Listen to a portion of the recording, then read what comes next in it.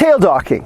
A year ago, veterinarians got together and 91% of us voted that tail docking was a completely unethical procedure and one we didn't want to do anymore. When I announced that on my Facebook feed, most of you were like, hallelujah! Small percentage were like, oh my god, this is the end of the world. They proceeded to come up with several reasons why tail docking was still an ethical procedure, and they did some really interesting mental gymnastics to justify it. Their first thing was that veterinarians were doing this because it costs more to fix a tail than if they were to remove the tail in the first place as a puppy. That's right, veterinarians collected in the middle of the night to come up with an evil plan to make more money. Yeah, except for the fact that veterinarians have figured out that we would have to dock the tail of 80 puppies to make sure that just one dog as an adult didn't get tail damage. Maybe one day a bunch of vets at the bar said, you know, I'm not really comfortable with docking tails. And the other vet said, what, you too?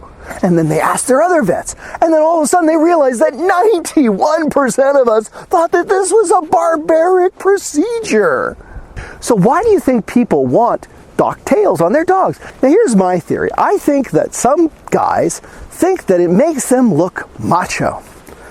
I don't know, it doesn't make much sense to me. I would be thinking that going around saying, look at my dog's big long tail, oh yeah, would be a lot more appropriate than, look at my dog's stumpy little tail. And ladies, please ignore the fact that my dog's tail is fluffy.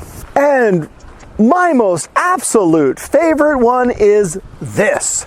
Seriously, take a moment to read it. Let it percolate through your brain until you realize what this person is saying. That's right, dogs only have heads because breeders have not put it into their genetic breeding program to get rid of them. Look, people, I understand that appearances matter. But when people choose an animal to make them look tough, that's a little bit of overcompensation, don't you think? In the reptile world, we have these people that like to go on about how they can handle alligators. Dude, I can handle an 8-foot alligator by myself, and I collect Star Wars action figures. So why is it that I'm still seeing dogs with cropped tails? Go on to Kijiji and type in for British Columbia, docked tails or crop tails. Now, I know I'm not fixing those tails. And I know they can't take them down to the States to have it done because you're not allowed to bring in a dog under 12 weeks of age.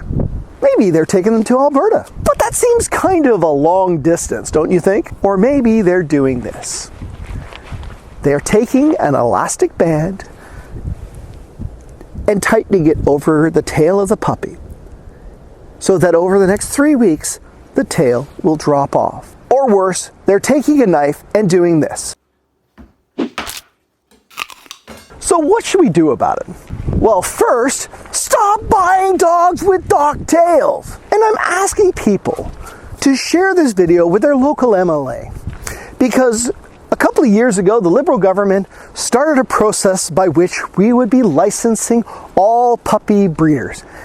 And I have not heard anything from the NDP government whether they're planning to continue that program. Now, I'm not recommending we shame people who have dogs with docked tails, but I do think we can do this. Anytime you see a guy walk along the seawall with his Rottweiler puppy with a docked tail, just remember, he's got small fingers.